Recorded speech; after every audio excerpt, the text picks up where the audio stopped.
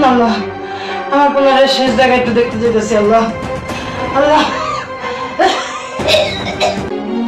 এই আপনি অসুস্থ মানুষ এই রুমে আসছেন কেন? আপনারা না রুম থেকে বেরোতে মানা করছি? মা, আমার শরীরটা অনেক খারাপ, এদিকে ট্রেনে বইছি মা। আই পারবে সেদিকে আসো তো।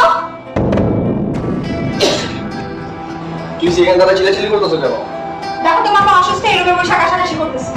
তোমার বলছি রুম থেকে বেরিয়ে যাবে না, তুমি বেরিয়েছো কেন? তুমি এখানে বসে কাজ করো, সারা অর্ধ জীবন ছড়াবে। তোমার কতবার বলছি বুড়া মানুষ এটা বৃদ্ধাশ্রমে রাখতে আসে, কিন্তু না, তার বাসার মধ্যে একটা রুমে রাখতে হবে।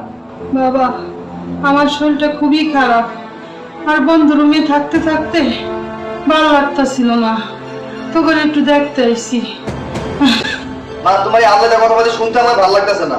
তোমার কতবার বলছি রুম থেকে বেরোতে না, তুমি আর একবার বেরিয়ে যাবে রুম থেকে। যাও তোমার রুমে যাও তুমি। হ্যাঁ আসো আমার অফিসে যাও।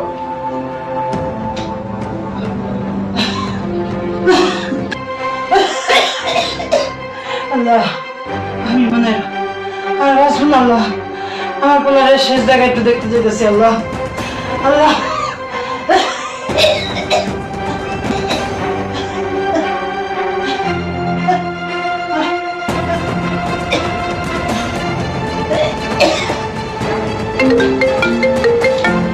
আজ এত জ্বালাইতে পারে? বাবা, মা তুমি বারবার ফোন দিতেছো কেন? আমি এখন অফিসের কাজে ব্যস্ত, এখন তোমার সাথে কথা বলতে পারবো না। মা কি আজকে আবার ফোন দিছো কি লেগা? তোমার জ্বালাকে আমি শান্তিতে কাজ করতে পারবো না? তুমি জানো না আমি অফিসে আজকে? এমন কথা বলা কি লেগা? এমন ভাত আসলে মরে গেছে গা মা। আয় মা, শরীর ঠান্ডা, মানে শরীর ঠান্ডা। মা কি হয়েছে?